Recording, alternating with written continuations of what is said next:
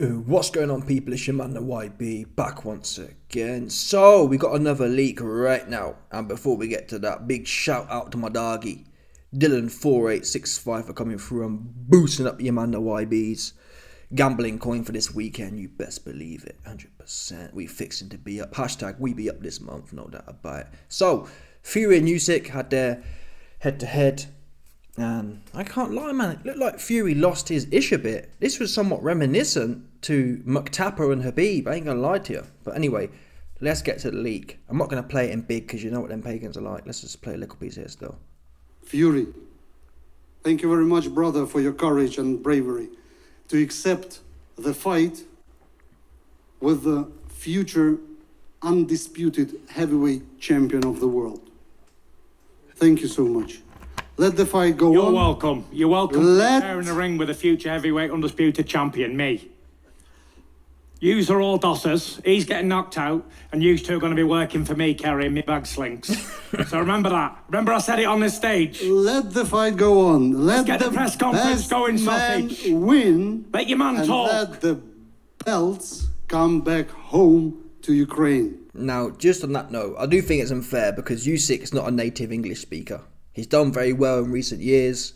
Obviously with the AJ fight and the Dubois fight, he's kind of, maybe he's learning English or whatever, but it's a bit unfair of Fury. Well, I get it. Fury wants the dialogue. I'm not sure why he wants it, but I mean, he's getting paid what he's getting paid. It's not pay-per-view based, but for some reason he wants dialogue. I don't think, you can't say, oh, well, Usyk's quiet. Usyk's always quiet. He never say nothing. Dubois was in there running his big old knee, jumping on BLM having ass. Oh, Usyk, I'm gonna do this, I'm gonna do that. He ain't do nothing but jump on his knees. Yeah? Like he hoeing in Las Vegas. 100%. So yeah, a bit unfair of Fury, but it is what it is. Let's get to the rest of it. 100%. Oh, allow it. Thank you, ladies I already and relieved one gentlemen. Ukrainian of all the belts. Glory and to I the relieved heroes. that idiot of the belts I gave him, including my ring magazine that I only vacated last year so I could win it back 3 times, sausage. I'm gonna bust him. Sausage, ugly little man, rabbit. Run, rabbit, run, rabbit, run, run, run. More. I don't want a more. You know what's coming. You're getting smashed to pieces, sausage. You're fighting the best British heavyweight there's ever been. The fucking dauntless in these waters, me. Like, watch Tyson Fury's face here. I want to play a little bit. No, allow it. I can't bother to have to edit it after because of the copyright pagans. But you can watch it for yourself. Fury's face here, all the veins and things just start kind of engorging. You beat all the rest of them, but you ain't beat Tyson Fury yet, sausage. Look at him, his heart's pounding now. He's like a little pussy with an earring in. Look at this face here. You see it? It's like it's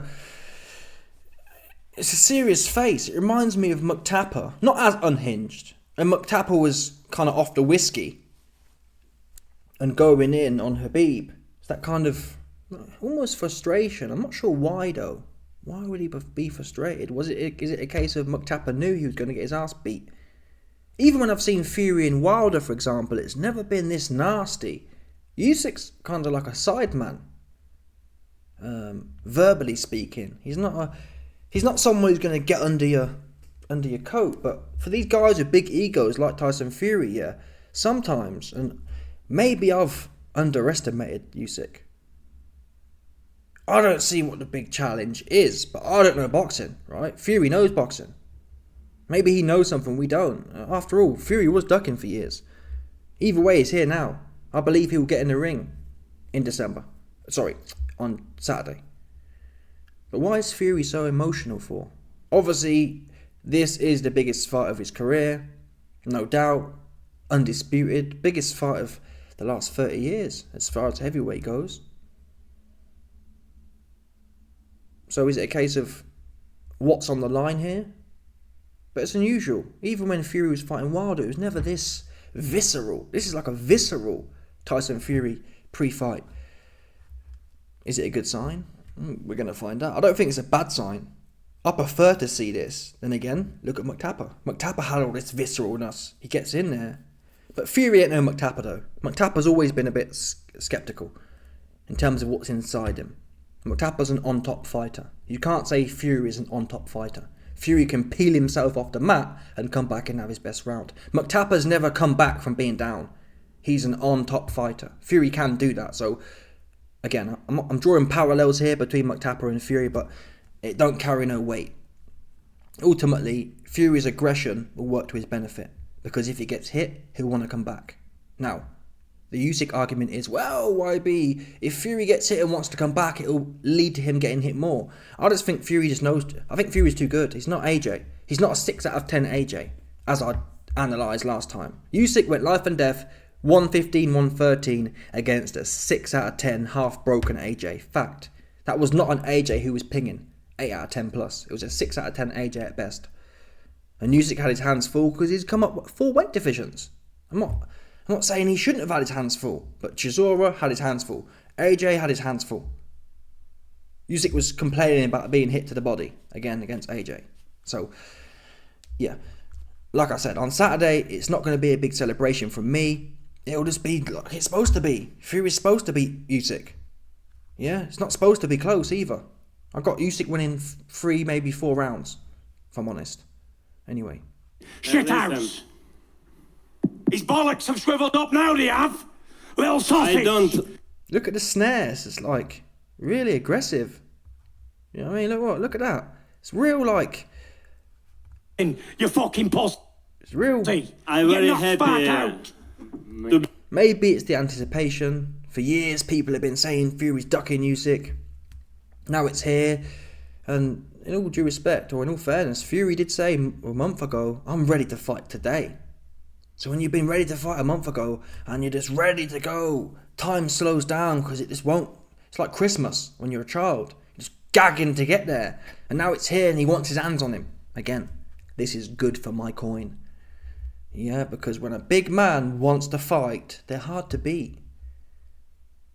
We saw it the other day with Inoue. When someone comes in there to fight, it ends up hard. Never mind. And that's a man in his own weight division. That's Inoue, who's a 9 out of 10 fighter, fighting a dude who's 5 or 6 out of 10. When that 5 or 6 out of 10 comes to actually win, it's a hard night. Never mind a man 4 weight divisions, who's on it, who's fit. Fury's in the best shape of his life. He wants it. He ain't playing. Hard man to beat. Even for other heavyweights, never mind a 200 pounder. I don't care what skills you think you have or haven't got. Be here. Thank you so Allow it. much, everybody, people. I more speak in the ring. So Usyk says, I'm going to do my speaking in the ring, which is what I expect. That's what he always does. He never talks and he always performs as such. So fair play to him. I don't really need this. For this fight here, it's a bit like Bivol and Beterbiev. I don't need all the rah-rah. Some fights, they're lacking. So, the rah-rah is always good. I never forget Spence versus Crawford. Their final press conference was quality. Really edgy. So it's always appreciated, but we don't need it for this one. I don't need to see a whole bunch of table flipping. In fact, it might even... Well, the fight's going to be great anyway, even if John Fury jumped in the video and flipped tables, but it cheapens it a bit. That said, it would have been nice for Usyk to have... If I was on Team Usyk, yeah, I'd have given Usyk a script which read something like, "Hey, Fury, we're glad you made it to the ring," or we think you're going to make it to the ring, or, you know what, I'd keep speculating. I'd say some things like, if I'll become undisputed champion on Saturday if Tyson Fury actually makes it to the ring this time. Just kind of them subtle pars. Subtly buoying him off, you understand? And just getting, like, to irritate Fury. Yeah, if Fury don't pull out again for the 5th time in this saga, yeah, after you ducked me 4 times in a row and made a fake news cut and whatever else, I'd be throwing them kind of bars out there. That'll really irritate Fury. But apart from that, it is what it is. Very good, very good. Thank you. Get knocked out, motherfucker. Out cold, sausage. Rabbit. And you 2 promoters are going to be working for me as bag carriers. We will see, yeah. Yeah, we will see. Uh-huh. You can't beat me. You can never beat me. If you beat me in your dreams, you better wake up and apologise. I stole that from Ali, by the way, sorry. Enough? Do you have a response, Yeah, Alexander? let's go ahead. Hey, my friend. That was a smooth You ride. stop? Maybe enough? Sorry? Enough? Enough what? You stop talk? I come here to pick a fight. I didn't come here to play games. I didn't get all dressed up for nothing. I come here to fight. Or pick one even. You ugly little man. You ugly little man. Little man. So we've heard all these bars before from Fury. They're not new bars, not new unique bars. The bars are pretty solid. Stand again. We've heard them before. I just hope he brings this energy though. I believe he will do. I've always said that. He's always shown that. Fury's never turned up to a fight and then flapped it as such. I guess you could argue to some extent the Ngannou fight he kind of half flapped. He probably should have lost it. But I'm talking about in primo fights, Fury turns up. Klitschko. All the Wilder fights. That's all he's had really, but you know what I mean? When he's on it, he's on it. There's always a first time though. There's always a first time that you get a bit long in the tooth, and I mean, I haven't watched him, but I've heard anecdotally that even Ali's known as one of the hardest men of all time, but towards the end of his career, he didn't really want to fight anymore, which is like right. But yeah, obviously he had mental kind of damage, so it's a bit different. But we see it all the time. Fighters get old and they don't really have that. It's not the same. You've made all the money, you've got all the fame. Do you really want to go to that dark place? That said, though, I'm not sure Usyk could take him to that dark place. This isn't a case of Tyson Fury fighting Artur Beterbiev kind of dude, where it's like, oh, this dude might beat the brakes off him kind of thing. This is Fury fighting a man 3-4 weight divisions smaller than him he couldn't even punch at cruiserweight. You understand? So it's not going to be a grueling fight. For even when you look at AJ versus Usyk too, Usyk was the one who was touched up in the face. AJ didn't have many marks. So that's what happens when you're fighting someone 3-4 weight divisions above. Same as Carrot Top versus Bivol. Carrot Top's essentially, Bivol's a unique 175 pounder. Carrot Top's really a 160 pounder, so he jumps up 2 weight divisions, 2 or 3 weight divisions, and you saw it there. Carrot Top's face, all touched up and red and marked, and Bivol looked like he brand new. So that is what weight does. Weight and size does that.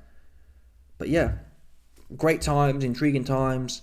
Let's see how it plays out. Let me know your thoughts, people. Smash the like button, subscribe, let off the bell, 100%, and no doubt about it. Stop it.